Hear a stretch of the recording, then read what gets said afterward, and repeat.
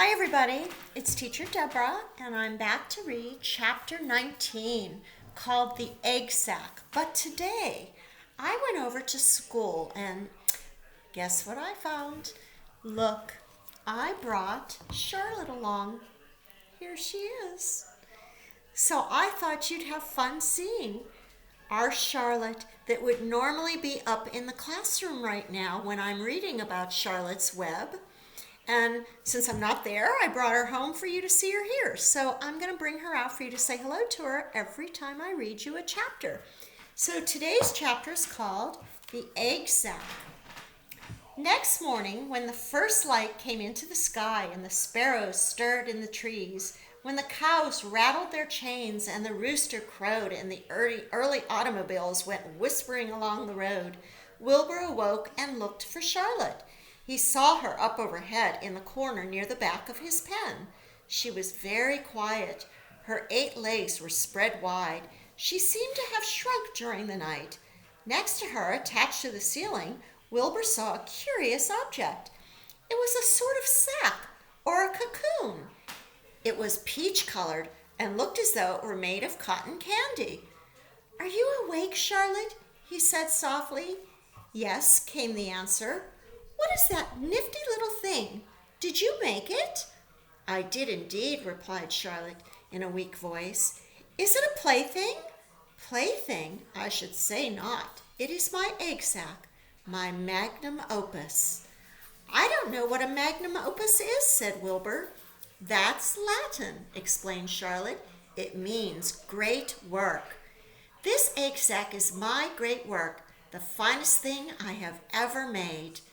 "What's inside it?" asked Wilbur. "Eggs?" 514 of them, she replied. 514, said Wilbur. "You're kidding." "No, I'm not. I counted them. I'd started counting, so I kept on, just to keep my mind occupied." "It's a perfectly beautiful egg sack," said Wilbur, feeling as happy as though he had constructed it himself. "Yes, it is pretty," replied Charlotte, patting the sack with her 2 front legs. "Anyway, I can guarantee that it is strong. It's made out of the toughest material I have. It is also waterproof. The eggs are inside and will be warm and dry." "Charlotte," said Wilbur dreamily, "are you really going to have 514 children?" "If nothing happens, yes," she said. "Of course they won't show up until next spring." Wilbur noticed that Charlotte's voice sounded sad. "What makes you sound so downhearted? I should think you'd be terribly happy about this." "Oh, I don't pay any attention to me," said Charlotte. "I just don't have much pep anymore. I guess I feel sad because I won't ever see my children." "What do you mean you won't see your children? Of course you will. We'll all see them. It's going to be simply wonderful next spring in the barn cellar with 514 baby spiders running around all over the place. And the geese will have a new set of goslings, and the sheep will have their own lambs." "Maybe," said Charlotte quietly. "However, I have a feeling I'm not going to see the results of last night's efforts. I don't feel good at all. I think I'm languishing, to tell you the truth." Wilbur didn't understand the word languish, and he hated to bother Charlotte by asking her to explain, but he was so worried he felt he had to ask her. "What does languishing mean?" "It means I'm slowing up. I'm feeling my age. I'm not young anymore, Wilbur. But I don't want you to worry about me. This is your big day today.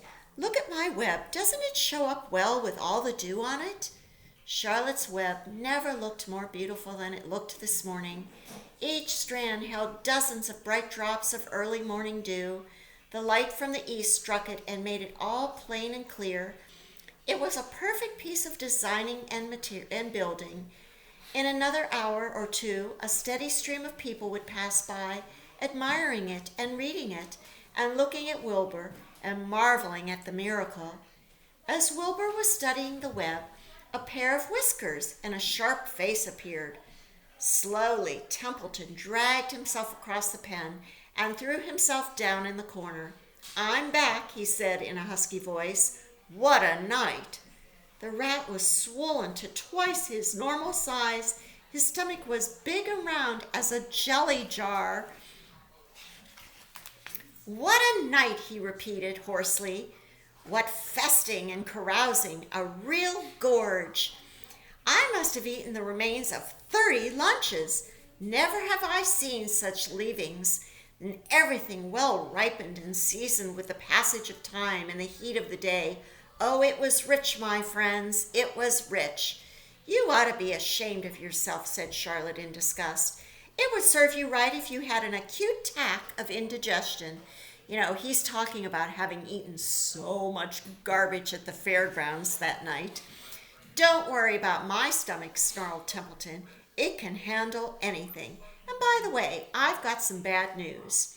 As I came past that pig next door, the one that calls himself Uncle, I noticed a blue tag on the front of his pen. That means he has won first prize. I guess you're licked, Wilbur. You might as well relax. Nobody is going to hang any medal on you." Oh, how mean. "Furthermore, I wouldn't be surprised if Zuckerman changes his mind about you. Wait till he gets hankering for some fresh pork and smoked ham and crispy bacon. He'll take a knife to you. Oh, boy. Boy, is he being awful." "Be still, Templeton," said Charlotte. "You're too stuffed and bloated to know what you're saying. Don't pay any attention to him, Wilbur." Wilbur tried not to think about what the rat had just said. He decided to change the subject. "Templeton," said Wilbur, "if you weren't so dopey, you would have noticed that Charlotte has made an egg sac. She is going to become a mother. For your information, there are 514 eggs in that peachy little sac." "Is this true?" asked the rat, eyeing the sack suspiciously. "Yes, it is true," sighed Charlotte. "Congratulations," murmured Templeton. "This has been a night." He closed his eyes, pulled some straw over himself, and dropped off into a deep sleep. Wilbur and Charlotte were glad to be rid of him for a while. At 9 o'clock, Mr. Arable's truck rolled into the fairgrounds and came to a stop at Wilbur's pen, and everybody climbed out. "Look," cried Fern, "look at Charlotte's web. Look what it says." The grown-ups and the children joined hands and stood there studying the new sign. "Humble," said Mr. Zuckerman. "Now isn't that just the word for Wilbur?" Everyone rejoiced to find that the miracle of the web had been repeated. Wilbur gazed up lovingly into their faces. He looked very humble and very grateful. Fern winked at Charlotte. Lurvy soon got busy. He poured a bucket of warm slops into the trough. And while Wilbur ate his breakfast, Lurvy scratched him gently with a smooth stick. "Wait a minute," cried Avery. "Look at this." He pointed to the blue tag on Uncle's pen. "This pig has won first prize already." The Zuckermans and the Arabelles stared at the tag. Mrs. Zuckerman began to cry. Nobody said a word. They just stared at the tag. Then they stared at Uncle. Then they stared at the tag again. Lurvy took out an enormous handkerchief and blew his nose very loud. So loud, in fact, that the noise was heard by the stable boys over at the horse barn. "Can I have some money?" asked Fern. "I want to go out on the midway." "You stay right where you are," said her mother. Tears came to Fern's eyes. "What's everybody crying about?" asked Mr. Zuckerman. "Let's get busy, Edith. Bring the buttermilk." Mrs. Zuckerman wiped her eyes with her handkerchief. She went to the truck and came back with a gallon jar of buttermilk. "Bath time," said Zuckerman cheerfully. He and Mrs. Zuckerman and Avery climbed into Wilbur's pen. Avery slowly poured buttermilk on Wilbur's head and back, and as it trickled down his sides and cheeks, Mr. and Mrs. Zuckerman rubbed it into his hair and skin. Passers-by stopped to watch. Pretty soon quite a crowd had gathered. Wilbur grew beautifully white and smooth. The morning sun shone through his pink ears. "He isn't as big as the pig next door," remarked one of the stand-byers, "but he's cleaner. That's what I like." "So do I," said another man. "He's humble, too," said a woman, reading the sign on the web. Everybody who visited the pig pen had a good word to say about Wilbur. Everybody admired the web, and of course nobody noticed Charlotte. Suddenly a voice was heard on the loudspeaker. "Attention, please," it said. "Will Mr. Homer Zuckerman bring his famous pig to the judge's booth in front of the grandstand? A special award will be made there in 20 minutes. Everybody is invited to attend. Crate your pig, please, Mr. Zuckerman, and report to the judge's booth promptly." For a moment after his announcement, the Arables and the Zuckermans were unable to speak or move. Then Avery picked up a handful of straw and threw it high into the air and gave a loud yell. The straw fluttered down like confetti into Fern's hair. Mr. Zuckerman hugged Mrs. Zuckerman. Mr. Arabelle kissed Mrs. Arabelle. Avery kissed Wilbur. Lurvy shook hands with everybody. Fern hugged her mother. Avery hugged Fern. And Mrs. Arabelle hugged Mrs. Zuckerman. They were so excited to get that message. Up overhead, in the shadows of the ceiling, Charlotte crouched unseen. Her front legs encircled her sack that she had made. Her heart was now beating as strongly as usual, and she felt weary and old. But she was sure at last that she had saved Wilbur's life, and she felt peaceful and content. "We have no time to lose," shouted Mr. Zuckerman. "Lurvy, help me with the crate." "Can I have some money?" asked Fern. "You're going to have to wait," said Mrs. Arabelle. "Can't you see everybody is busy?" "But that empty buttermilk jar is in the truck," commanded Mr. Arabelle. Avery grabbed the jar and rushed to the truck. "Does my hair look all right?" asked Mrs. Zuckerman. "Looks fine," snapped Mr. Zuckerman, as he and Lurvy set the crate down in front of Wilbur. "You didn't even look at my hair," said Mrs. Zuckerman. "You're all right, Edith," said Mrs. Arabelle. "Just keep calm." Everybody is so excited they can't wait to see what's going to happen. Templeton, asleep in the straw, heard the commotion, and he awoke. He didn't know exactly what was going on, but when he saw the men shoving Wilbur into the crate, he made up his mind to go along. He watched his chance, and when no one was looking, he crept into the crate and buried himself in the straw at the bottom. "All ready, boys?" cried Mr. Zuckerman. "Let's go." He and Mr. Arabelle and Lurvy and Avery grabbed the crate and boosted it over the side of the pen and up into the truck. Fern jumped aboard and sat on top of the crate.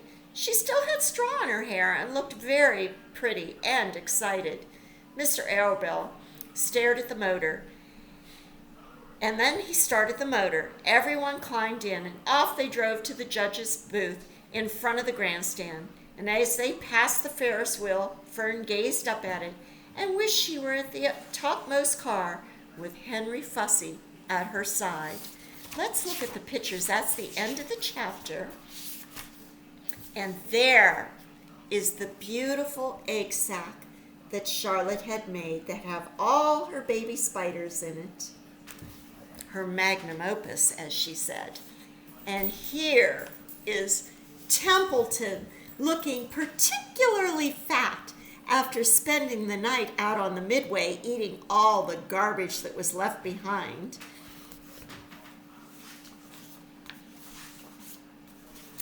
And that's the last, let's see, is that the last picture? Oh no, here's one more. Here's everybody in the family getting all excited when the announcement comes that they want them to bring Wilbur to the grandstand, because I think they're all going to be really excited and happy that he's going to win a prize. But look, they're all hugging and shaking hands, and they're just really excited about the news.